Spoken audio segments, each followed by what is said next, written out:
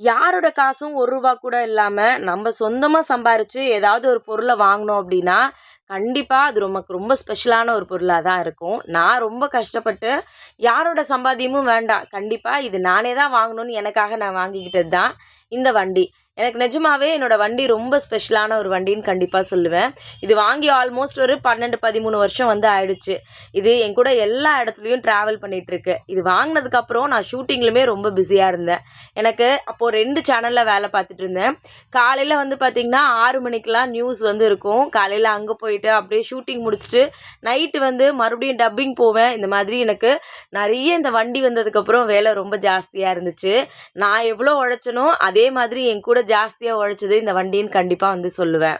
ஒரு நாளும் வழியில நின்னதில்ல. எனக்கு எப்பவுமே ட்ரபிள் குடுக்காத ஒரே பொருள் இதுதான் கண்டிப்பா சொல்லுவேன். நீங்க சம்பாரிச்சு சொந்தமா வாங்குன பொருள் எதுன்றத மறக்காம அப்படியே கமெண்ட்ல சொல்லிருங்க. Thank you.